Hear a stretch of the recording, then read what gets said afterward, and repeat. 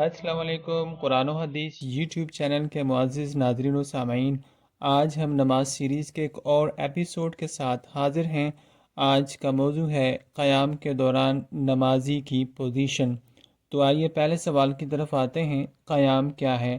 تکبیر تحریمہ کہنے کے بعد دونوں ہاتھ باندھ کر نماز میں کھڑے ہونے کو قیام کہتے ہیں، یعنی نماز کا وہ حصہ جس میں نمازی کھڑا ہوتا ہے قیام کہلاتا ہے۔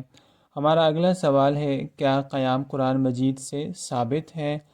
جواب: نماز میں قیام کی اصل قرآن کریم سے ثابت ہے، ارشاد ربانی ہے، اور اللہ کے حضور سراپا ادب و نیاز بن کر قیام کیا کرو، سورہ البقرہ آیت 238۔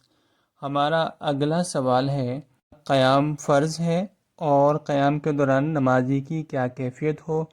گویا قرآن مجید کے حکم کے مطابق قیام فرض ہے، جبکہ اس کی کیفیت رسول اللہ صلی اللہ علیہ وسلم کے حکم سے متعین ہوئی ہے۔ احناف کے ہاں سنت طریقہ یہ ہے کہ ہاتھوں کو ناف کے نیچے اس طرح باندھا جائے کہ بایاں ہاتھ نیچے اور دایاں ہاتھ اس کے اوپر ہو۔ ہمارا اگلا سوال ہے، قیام کے دوران دونوں پیروں کے درمیان کتنا فاصلہ ہو؟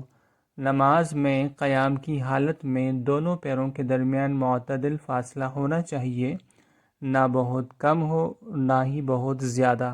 اس کی کوئی خاص مقدار متعین نہیں ہے، ہر شخص اپنی جسامت کے اعتبار سے معتدل فاصلہ رکھ کر کھڑا ہو۔ عموماً اس کی مناسب مقدار ہاتھوں کی 4 انگلیوں کے برابر ہے۔ ہمارا اگلا سوال ہے، قیام کے دوران نگاہ کدھر ہونی چاہیے؟ قیام کے دوران نگاہ یعنی نظر سجدے کی جگہ پر ہو، اس سے نماز میں خشوع و خضوع اور یکسوئی یعنی نماز کی طرف توجہ حاصل ہوتی ہے۔